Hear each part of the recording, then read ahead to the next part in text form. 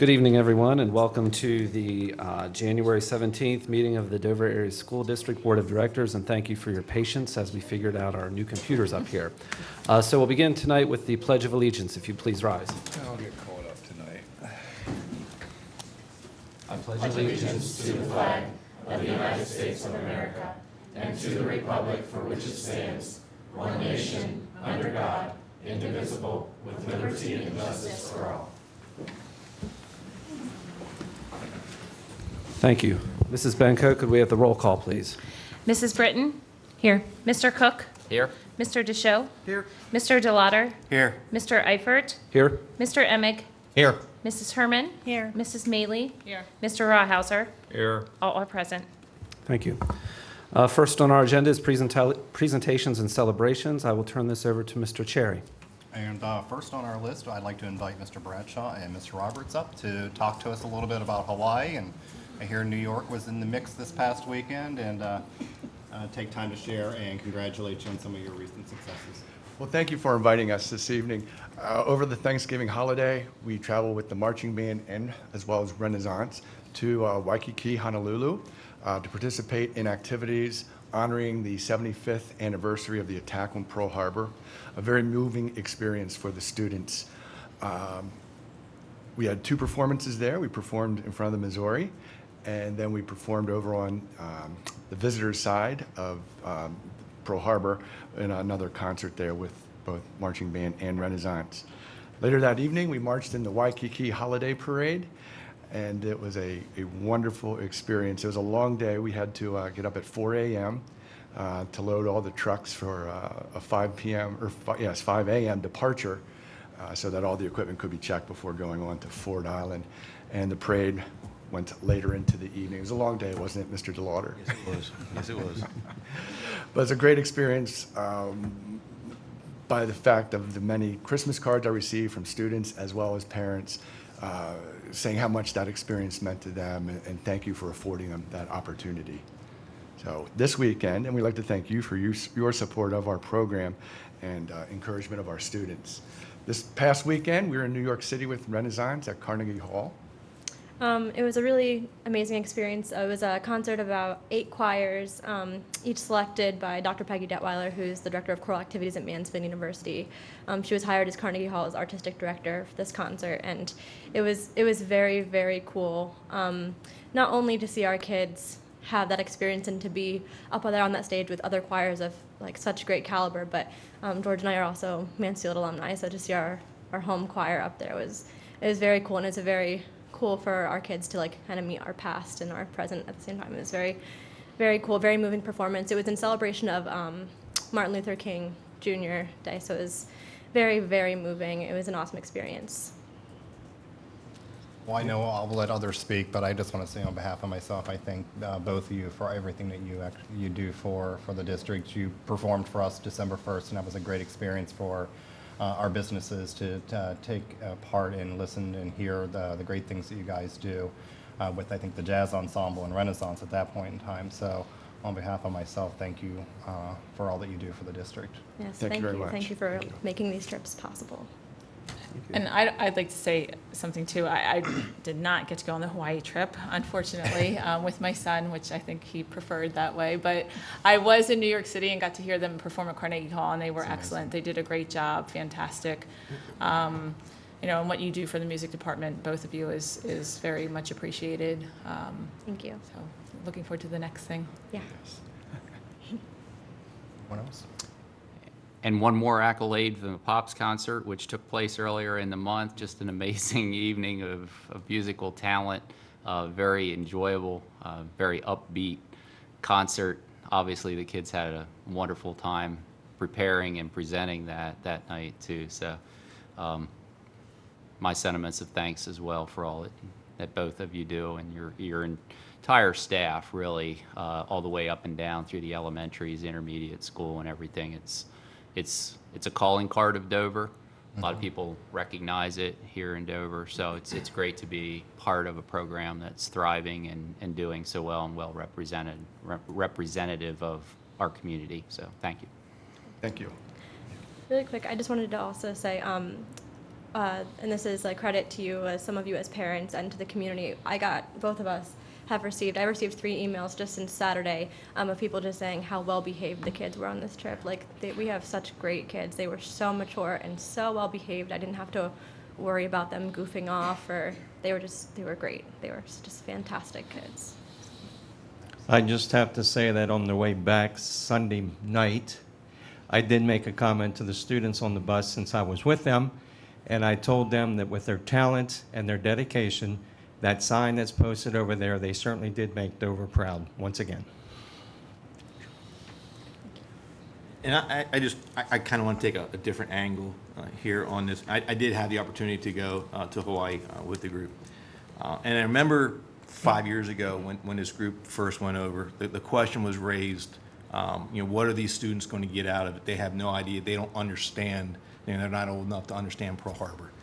But I got to tell you, when we came off of the Arizona Memorial, the amounts of students, and these are 14, 15-year-old students who had tears in their eyes and who were sobbing because of just the overwhelming sense of, I don't know what we're going to call it in there. These students got it. I mean, they genuinely understood what happened there. And I think learning about it in a classroom, learning about it in a textbook is one thing, but going out there and seeing the hull of the Arizona under the water and understanding that, was 1,100, sailors, young men, some of them not much older than them, were there, entombed in there. A lot of those students got it. And I think that was just a tremendous, to me, I think that was the most moving part of that whole trip, was just to see the emotion coming off these kids coming off that memorial was just unbelievable. So, again, I want to thank the board, the rest of the board, for allowing them, my daughter too, to experience that opportunity. I think it's a once in a lifetime opportunity that she'll never ever forget. I just want to echo what Mr. Cook said earlier as well. I had the opportunity to attend some of the elementary concerts at the holidays, and clarinet, squeaks, and all. They were awesome. And it's so great to see so many kids involved in the program. What really astounded me was at the intermediate school concert, where we had 50-plus kids in a jazz band. I mean, that's unheard of, to see that many kids wanting to be a part of a jazz band. So that's a testament to you and what you're doing in the buildings day in and day out. Really appreciate all that you do for us. Thank you. Thank you. Anybody else? Okay, thank you. Thank you. Next on the list is our October-November Instructional Leadership Team recognition. I just want to invite all the board members and members of the audience to take time when they're exiting today to take a look at the bulletin board on the left, or on the right, I'm sorry, to see who the staff have nominated and selected to be leaders in their building. So you'll notice, like I said, the bulletin board to your right when you go outside the door here today. So please take time to see which staff members were selected by their own peers. Okay, next recognition tonight is Haley Bittner. We'd like to recognize Haley for her efforts this year in the People's Bank Apprentice Program. I didn't know if, Mr. Benton, if you wanted to say anything about the program at all. I know you've been intimately involved with it. And then Haley, maybe you can tell us a little bit about what you did. I know what you did, and I'll chime in at the end then. So. Okay, I'm gonna try. Oh, wow. Okay, sorry. So it was a 2-year program, which was really cool. I think there was about 16 people who had an interview process to do the apprenticeship program, and it was about 8 of us that got to actually do it, and they were all really fun kids, so it was really cool to kind of meet different kids in like the school districts and talk to them, and we still like text once in a while and see how everybody's doing, so that's pretty cool. So what we did was, our first year is we put together a bank product. Mine was Budget Buddy. It's pretty cool. Tell you about it some other time. It was really cool because what we did was we went and met with a lot of different mentors who taught us different things. Like, I remember I had marketing with Nathan, and he explained like the dream job marketing office, which was a reason I really wanted to do this program was because I love business, but I don't know exactly what I wanted to do with business. But getting to talk to all the mentors, I have decided marketing is what I want to do. So that was really helpful. Thank you. And then the second year, my previous year, or this year, I guess you could say, but it was last semester, we did a bank opening. So what we first did was we went to a bunch of different sites that we already had, like People's Bank already has locations built. And so we kind of built our own branch per se and how we think it'll run. We did different marketing on how we'll decide like what different events we'll do to make the community want to get involved. And it was just like how you'd open a bank and what steps you do in making a product and how you'll market that. And it was just a really good experience. I wasn't sure what I should bring or what I should do. I was like about to print out like all the PowerPoint slides I did. Miss Kress was like, Haley, I don't think you need to go that far. So I figured I'd just bring a few things. This was the article in the newspaper, and so that's kind of cool. This was my certificate that I got. And then this is my jacket, which I wear every single day, almost. There's only 27, so it's pretty cool. It says Haley on it, People's Bank University. So I got a lot more out of it than just these items, just like the opportunity to now know what I want to do with my life, I guess you could say. So yeah, it's pretty cool. Haley was a wonderful addition to our program. I'll take off my school board hat here and put on my bank hat. It's a very intense program for those 2 years. The first year, she said, you learn how to create a bank product, and the second year, you learn how to find a location for a new branch. And you have the opportunity to work with pretty much all of the members of the bank's leadership team up to the CEO of the bank. You're looking at FDIC market share data. You're looking at what competition is doing. You're looking at how to actually build a branch from a construction standpoint, the infrastructure with the technology, all that. It's a really intense process for these students, and they all do a fantastic job. Haley really, to Terry's point earlier, did Dover proud in this program. It was a very impressive thing. At the end of this, they do a presentation, like they're acting as they're presenting to the board of the bank, basically. But in that audience, they're all of the superintendents, their school administrators, their principals, whoever comes from the schools, as well as the leadership team of the bank. And they're presenting in front of the CEO, which can be very intimidating for us, let alone high school students to come in. So I wanted to make sure Haley got some kudos for all the effort she did tonight, because she really did do Dover proud in the program. Thank you. Congratulations, Haley. Thank you. Thank you, Haley.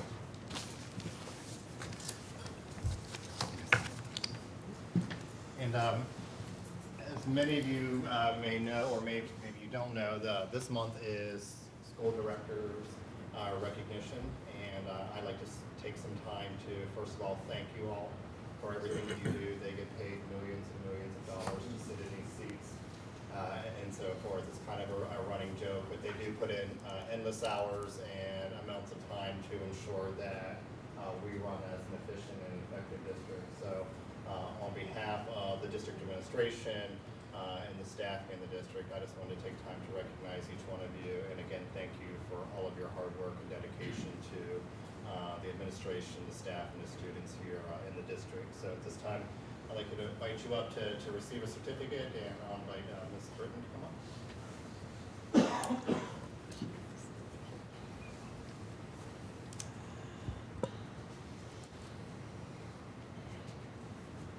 Very smart.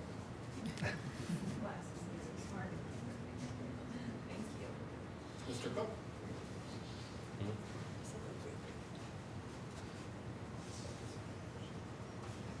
Mr. Deschamps.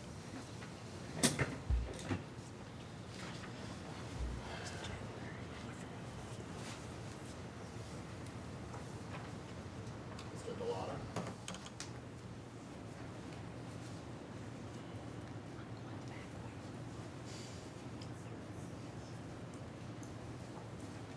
Mr. Eifert.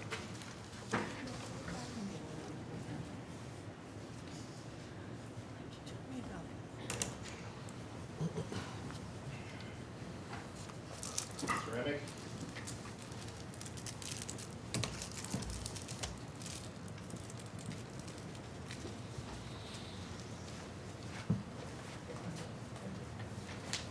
Mrs. Harmon.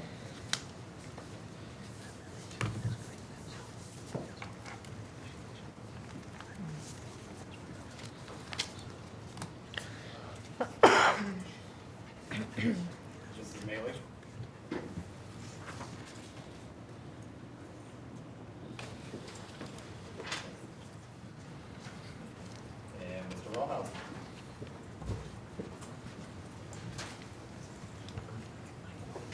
we give our directors a round of applause?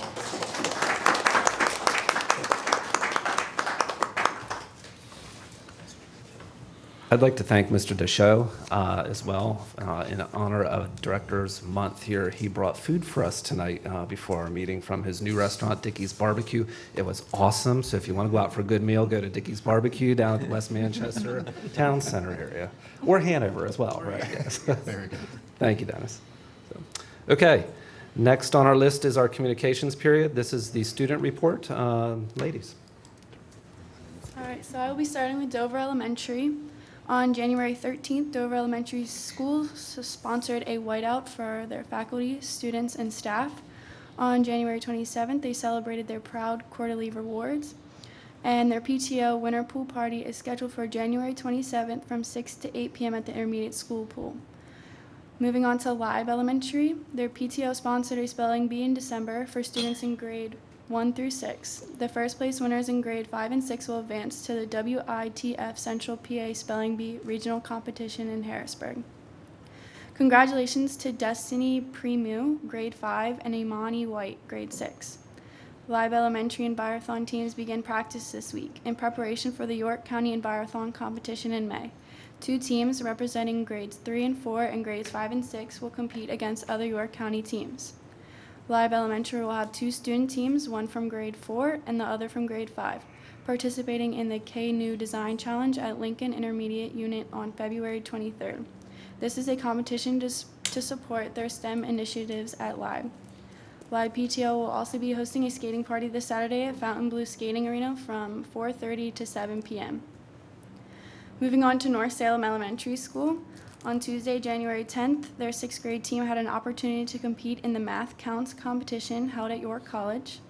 The staff of North Salem attended a tabletop exercise provided by the Northern York County Regional Police Department. This exercise was held in preparation for the critical incident response drill that will be held on May 11th. Their PTO hosted a polar bear swim on Friday, January 13th at the Dover Intermediate School. Students are beginning to prepare an audition for the North Salem Talent Show. Their talent show will be held on Friday, March 31st at the high school. And moving on to Wagglestown Elementary School. Wagglestown Elementary School collected 1,533 items for the district food drive. Mrs. Bear's 5th grade class collected the most with a total of 312 items. On January 18th, there will be our next Unity Day. It will be dressed as your favorite book character. On January 16th is anticipated to be the 100th day of school. Students and staff will dress like centenarians and participate in special activities to celebrate the milestone. And on January 27th, there will be a mid-year Proud Assembly. All right, and beginning with the intermediate school has been buzzing for the past month and a half. The band and choral concerts were amazing, and the pride felt in the students was overwhelming. The PTO sponsored a winter social, and the students collected teddy bears for local police officers. On January 9th, we celebrated Law Enforcement Appreciation Day by inviting officers from several local police departments to the building for breakfast. Roughly 20 officers and detectives attended the event, and they were presented with stuffed animals that were collected. The animals are used to foster relationships with scared children in the event of an emergency. Congratulations to the December Students of the Month. The 7th graders were Kevin McGurn, Carly McDowell, Brianna Grimm, and Gavin Semple. For the 8th graders, it was Carson Snellbreaker, Jada Cole, Rebecca Klein, Jared Updike, and Giada King. At the end of the month, we will recognize our honor roll students by offering a dessert bar following the lunch periods. All students that made Distinguished Honor Roll or regular honor roll will get some sweet treats that will be made or donated by the intermediate school staff. For the high school, DHS recognized its November Students of the Month at a ceremony last month. The Students of the Month were Margaret Maley, Pete Tomboris, Grace Beyer-Schmidt, Kelsey Gamber, Riley Strasball, Liz Wantz, Catherine Hale, and John Senja. The last month saw a number of concerts. In December, the choral program hosted its winter concert, and in early January, the band held its annual Pops concert. And then this past weekend, the Renaissance Ensemble performed at Carnegie Hall. 5 members of the cheerleading team were named to the Big 33 squad. Congratulations to Maya Sutton, Hannah Lieberneck, Sarah Coons, Braden Harris, and Alyssa Hoffman. In more cheerleading news, our competitive spirit team finished 2nd at District 3 championships, and they compete this Friday at state championships, which will be in Hershey. So congratulations and good luck to them. In December, we held an open house to showcase the completion of Phase 1 of the Innovative Learning Center. Thank you to the board for joining us for that event and your support in making the renovation happen. Lastly, Kale Sturmer and Yvonne Puckett received their Keystone degree at the Pennsylvania FFA convention held last week at the Farm Show. The Keystone degree is the highest award that a Pennsylvania FFA awards its members. Thank you. Thank you, ladies. Any questions from the board members? Okay, hearing none. Ladies, you're free to stay or you're free to go if you have more exciting things to do. Thank you for your time. Okay, next on our agenda is our first public comment period. This is a 3-minute period for items on or off of the agenda tonight. If you have anything you would like to state to the board, please come to the microphones in the seats and state your name and address for the record. Okay, seeing nobody on the move, we'll move to board president's communication. Announcement of executive session. We did have an executive session prior to tonight's meeting. That was to address personnel matters and to meet with our union representatives regarding the grievance that is on tonight's agenda, and to also have a professional development session with a solicitor for the district. Next item is the DAEA grievance on the agenda. I'd like to entertain a motion to deny the DAEA grievance number 2016-2017, number 1, step 3, dated December 14th, 2016. So moved. Is there a second? Second. Any questions or discussion? Okay, hearing none. Mrs. Benko?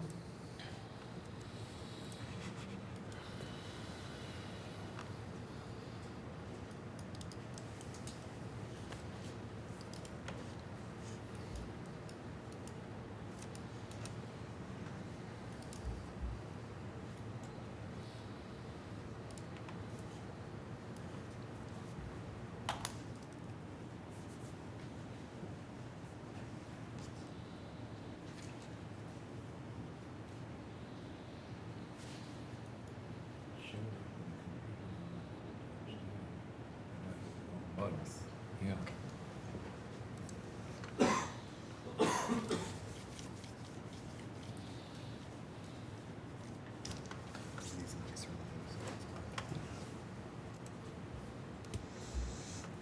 And the motion carries.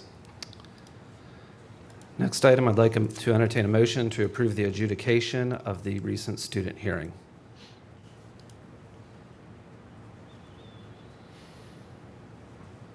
So moved. Is there a second? Second. Any questions or discussion? Remember, this is a private matter of a student. Okay, Mrs. Benko?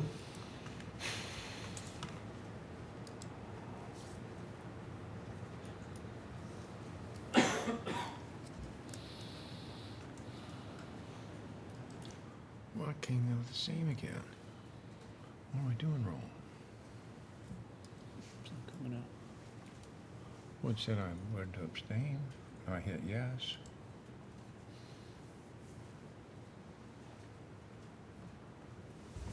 Mr. Rawhauser, would you like me to change your vote to yes? What? Would you like your vote to be yes?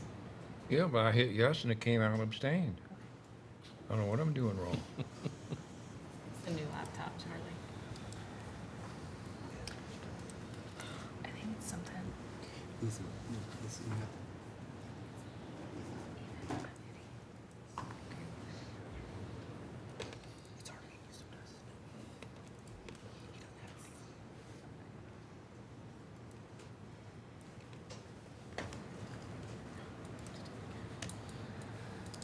Sorry, it's the same thing. Just let me know. Okay.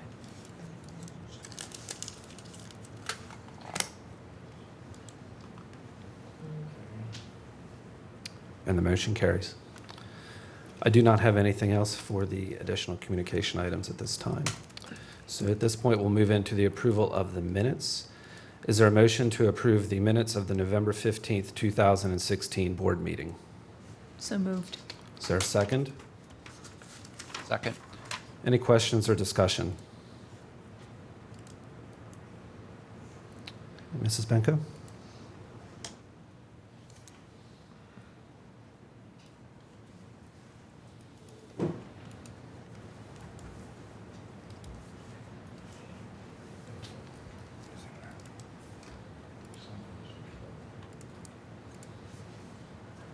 And the motion carries.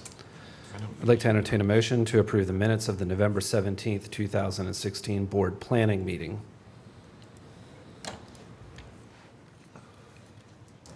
So moved. Is there a second? Second. Any questions or discussion? Okay, Mrs. Benko?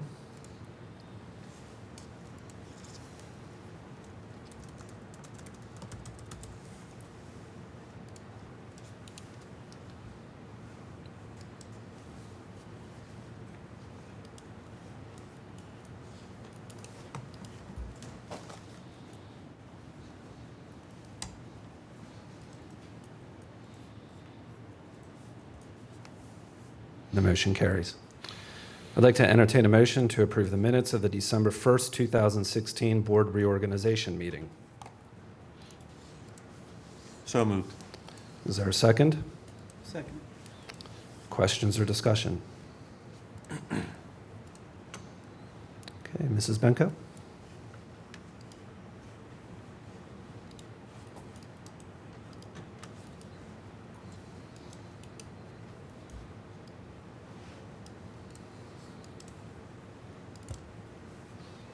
And the motion carries. We'll now move on to our consent agenda this evening. I'd like to entertain a motion to approve all items listed under the consent agenda. So moved. Is there a second? Second. Okay, I will call for questions or discussion by individual category now. First would be the curriculum and professional development area. Are there any questions or discussion on any of those items? The graduation day, so that has, last time we met, we postponed the vote of that so that we could give the students the opportunity to vote. So that is indeed what the majority of the students voted for, the June 3rd date. Do we know what the percentage, was it 60? Is that what's 60-40. Okay, and the location, High school, Steve? football field. and that again is what the students voted on? Correct. Or was that the only option given? That was their option for Saturday because the other venue was not available. So Okay. it was Saturday at the school or Tuesday at the York Arena. Okay. And I have a question about the course selection guide and the Hack College in the Classroom courses, that there were 3 courses that were not included in the draft for this coming year, the 2 English 101, 102, and the Government 201. And I guess my concern with that is I guess there were additional AP courses added. I guess my concern is a lot of those AP courses don't transfer over to colleges as easily as as those Hack College in the Classroom courses do, because they're basic English classes that a lot of the other colleges will accept. AP courses, even if you pass the test, not all colleges have to accept it. So I just wonder what the rationale was there in giving up the Hack courses for additional AP courses. Sure. First, those classes don't guarantee to transfer either. Even with community college, a number of students go to community college, think they're going to transfer, and then they pick the school they want to go to, and they're told the 60 credits you're in are only down to 30. So the transference is dependent on the school, and we try to advise our students to look at the college and what's going to apply. And the rationale, we actually left one of them in there. It's just not through Hack. We actually have an agreement with St. Francis already for a number of courses. So one of the problems with the statistics class was that we have a number of students that sign up, and this year 0 were able to meet the requirements set by Hack to qualify in. So we were trying to find an option where our students who want to stretch themselves to try to take that class, that test is not a barrier. So we left statistics in college and the high school. It's just the St. Francis version. The other 2 with government and English both have AP equivalencies. And so in meeting with the department chairs, both departments identified that they felt it was a redundancy. Part of their concern was that you have a 2-credit option in the exact same amount of time as a 1-credit option with the same curriculum.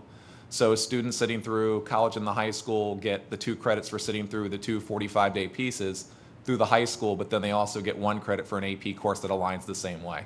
And so English is looking actually in a transition. Originally, they had an additional AP course for next year. They've asked that to come out for 1 more year because they want to build their Honors English 11 to be stronger as a building course. So they're going to build some of those elements from English 101 and 102 down into Honors English 11, and then also use it to supplement their AP English in the 12th grade year. Same thing with government. Our government curriculum is almost identical. One of the things that was a concern for social studies was the fact that those courses have, say, 3 days a week by HACS requirements. We offer 3 days of class. They have a guaranteed office hours where the kids don't get instruction. It's more of an open end, sit, do your work, get your help. And it was seen as being lost instructional time, whereas AP allows them that full semester to develop. For a lot of our kids, that may be their first step to college level coursework. 45 days to take a college level class is not an easy task. So the hope would be over that full semester, you also have the supports in place for those students to do better at the course and make a better transition.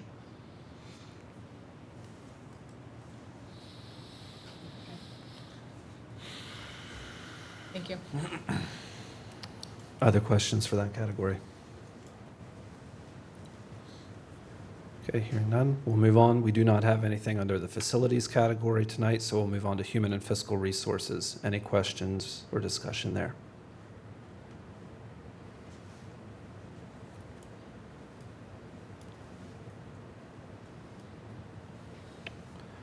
Okay. And we do not have anything under safe and supportive schools tonight. So we have a motion and a second. Mrs. Benko.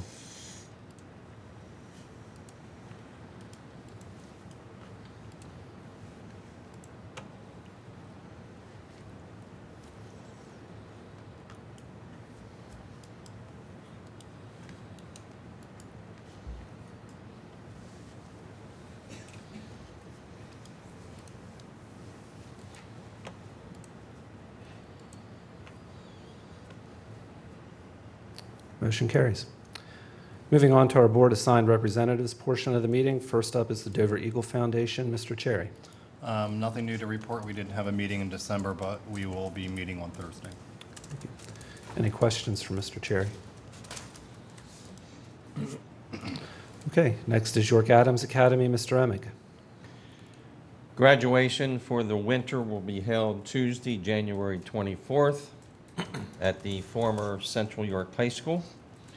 And our next meeting will take place on Tuesday, January 31st. Do you have a time for the graduation? 7 o'clock. 7 o'clock. 7 o'clock. And that graduation, within a half hour, it's over. Any questions for Mr. Emick? Okay, we'll move on to York County School of Technology with Mr. DeLauder. Okay. As you will see, we're going to be voting on York County School of Technology's budget. As I said earlier, unless there's any changes at the last meeting, which I wasn't attentive, Mr. Amick might be able to clarify. This budget was basically a bare bones budget. I think it was a 1.5% basically increase in the budget. One of the things that they had told us at the time was they finally feel like this new administration has a handle on the budget, and they feel very confident with where they're moving at, moving forward with this budget. So with that said, I would like to make a motion to approve the York County School of Technology general operating budget for the 2017-2018 school year. Is there a second? Second. Any other questions or discussion? I would also like to chime in and say that during our business managers meeting, John Boyer had reported to us that next year there would be no capital projects payment due to them also. Okay, any other questions or discussion? Hearing none, Mrs. Benko.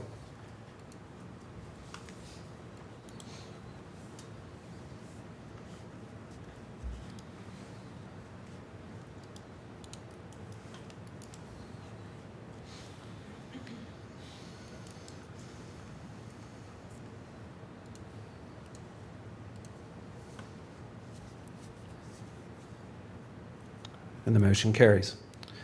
Next up is LIU Special Education. Mr. Cherry. Nothing to report there other than the minutes I send you from their monthly meeting. So I believe you all received the last set of minute updates. Any questions for Mr. Cherry? Okay, hearing none, we'll move on to legislative with Mr. Rawhauser. I met with Seth Grove the other Friday, and we discussed some things.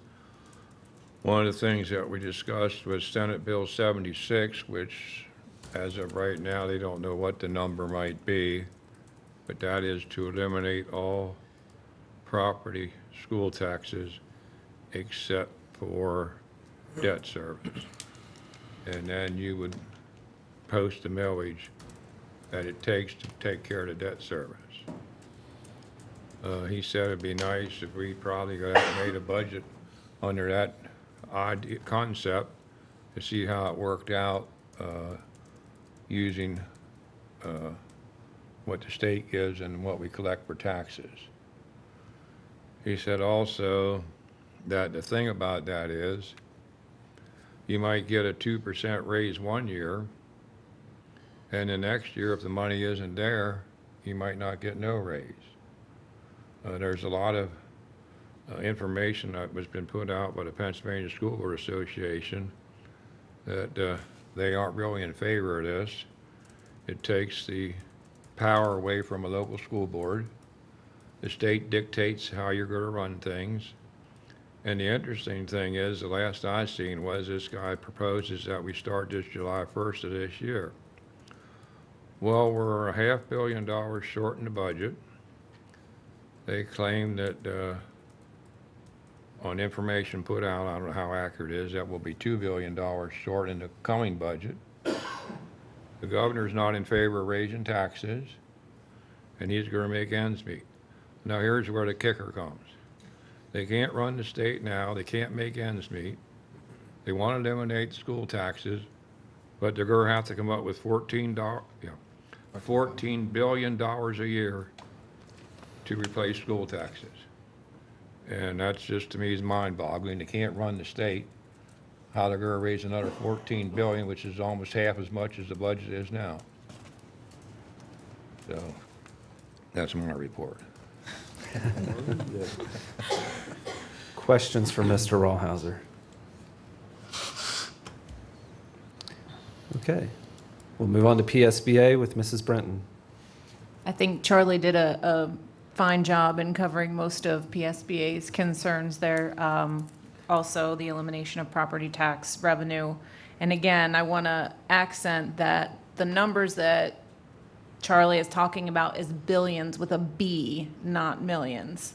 So it is a big chunk of change, and it's something that we should be very concerned about, that lack of revenue. Any questions for Mrs. Brenton? The other thing is on that, they're figuring on raising that all on personal income and sales tax.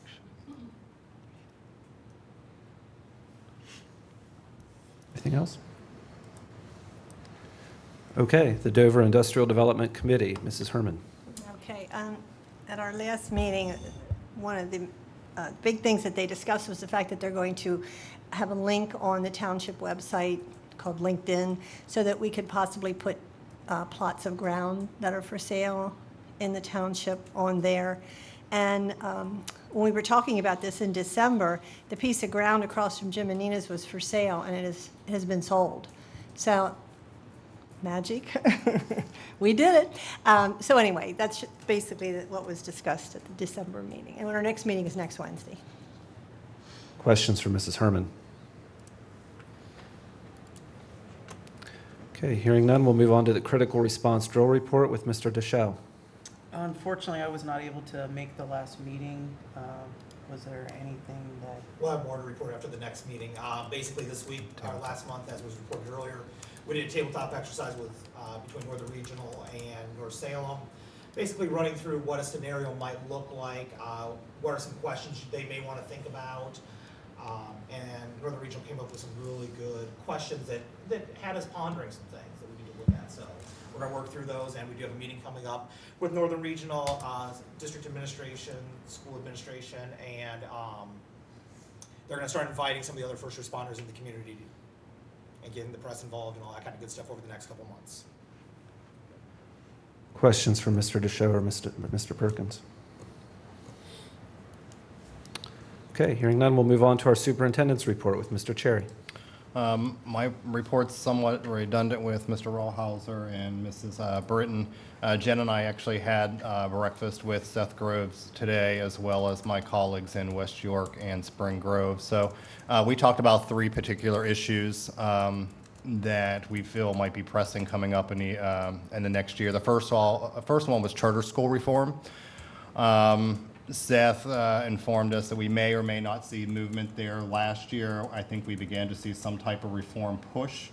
However, one of the major hurdles, and that was a gentleman who was very school choice, wasn't reelected this year. So it's kind of an unknown factor what may or may not happen. The gentleman that was selected to be in charge of the educational committee is kind of a middle of the road type of guy. So, obviously Seth is encouraging local superintendents to reach out to them and share some of our concerns. Our biggest concern is basically right now with the cyber schools. So cyber schools are allowed to open and to expand with no accountability. And if you take a look at their SPP scores, most, if not all of them, are lower than the public school scores. So these organizations are allowed to continue to operate and to run and to expand with, at this point in time, no oversight. So that was one of my recommendations to Seth, is we really need to push the PDE, the governor's office, to open up an oversight office that will hold all charters, whether they're brick and mortar or cyber, accountable to the charter that they have submitted to the state, and also hold them accountable to their results. So that's something that we actually need to watch coming up in the next year. And if we don't see the movement, I would encourage us as a board to possibly send something out to our representatives to begin to push that. It's a payment that it's well over $1 million per year that we're right now paying to cyber, brick and mortar, as well as cyber schools. So I think there's a lot that we could do as a district with $1 million+ other than send it outside of the district to charter schools. The next thing we talked about too was the budget coming up for this year.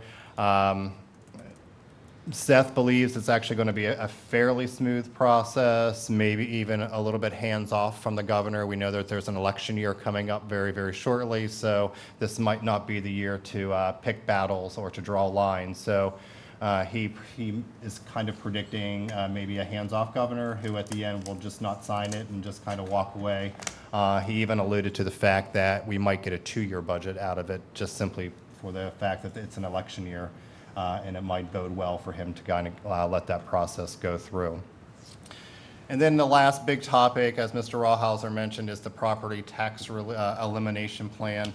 So we talked a lot about where that $14 billion is going to come from, and one of the things that Seth wanted us to really discuss as a board is the fact that they, as in the General Assembly, will need to make up for that money somewhere. So if taxpayers do believe that their property taxes might go away, somewhere along the line they're going to make up for that money, because it'll need to come back to the districts in order to operate.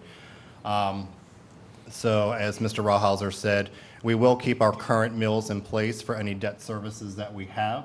So to property owners to think that their tax bill July 1st will go away, that will not happen. So any of you live in any other district, if your district has debt, you will still receive bills for your share of that debt, and will need to pay it until all of those debts are taken off. If you would like to do a building project or to do other types of facilities requests in your district, then you'll need to take that to referendum and have the voters of your district then vote as to whether or not you're going to raise taxes in order to pay for that debt.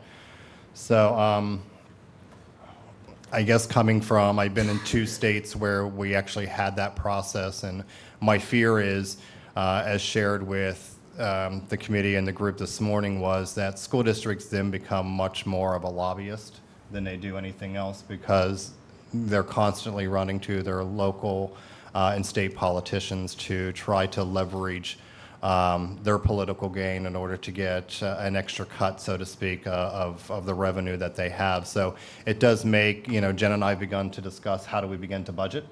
If we begin to eliminate the revenue above and beyond what we would need to pay for our debt, and what that would mean for districts. And I think as a district, it's important for us to have those conversations because we had that discussion about most of the revenue coming in would be really just for the educational programming within the district, that we would probably have to make some hard decisions about whether or not or how we would fund extracurricular things in our district because, as someone said, one year you might see a 2% increase in some of the money coming to you, but let's say another state agency has a debt that they have to occur the following year, you might see then a reduction in the revenue coming to you from the state because they now need to pay for that other department's kind of overage the following year. So it's not a fluid number that every single year you're going to be guaranteed this particular piece of the pie. So, you know, one year you might get $20 million, the following year you might get 17, and then the year after that you might get 19. So it's kind of a floating target, which makes, from a financial standpoint, very, very hard for us to think about how we want to fund programs and what programs then become essential as we think about the future. So right now, all of that information, as far as I know, sits in the Senate. So Seth said if you want to see movement or you have questions or concerns, you should reach out to your representative that sits in the Senate and begin the push there. Questions for Mr. Cherry? Okay, thank you. We'll move on to our miscellaneous category. This is for any other comments or observations from our board members. Yes, it was mentioned about the two that received the degrees. There's a number of students that participated in the farm show, showing their projects. The one girl was in the rodeo. I watched the rodeo, but she had a bad evening. So still thanks for the students that participated in the farm show. I do believe this was the first year we also had students from the intermediate school submit items to the farm show, correct? Any other? A couple of things I wanted to mention. First of all, we were invited into Soswalt's class today, life skills class. It was a very nice event. They made lunch for us. Worked hard and very much appreciated. It was very good. So thank you for what you do for them and for what they did for us. So please pass that along on behalf of us. Second item I just wanted to bring up and just kind of put it out there. We talked a little bit about our concerts that we have here at Dover, and we've had the opportunity. I had the opportunity once again to see the both band and choral concert at the intermediate school last month, and became very apparent that we really need to consider doing something about the sound system over there. I know we're talking about potential building, potential whether or not that school's going to be in place, but I really like if we as a board could take a look at maybe a D10 project to, even if it would just be for a portable improvement, if there's something we can do there. I'd like to put that out there on the table and say it's really something I think we're doing a disservice to our kids. They just don't, they work so hard, they just don't have the vehicle there to portray what they do out very well in that setting.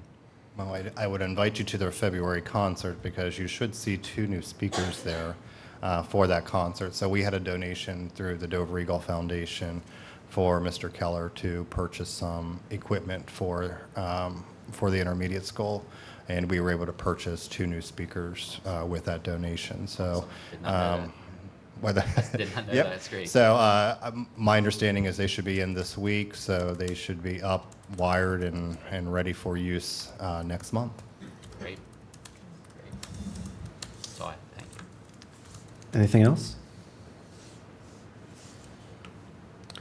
Okay, we'll move on to our last public comment period of the evening. This is a 2-minute period for items on or off of tonight's agenda. So if you have anything you would like to state tonight, please come to the microphones and state your name and address for the record. Okay. We'll move on to our future meeting announcements. Our board committee meetings will take place this Thursday beginning at 6:00 p.m. and our board planning meeting will begin at 7:00 p.m. this Thursday. And if there's nothing else, I will entertain a motion to adjourn tonight's meeting. So moved. Is there a second? Second. All in favor, yes? Yes. Opposed, no. Motion carries. We're adjourned. Thank you for coming.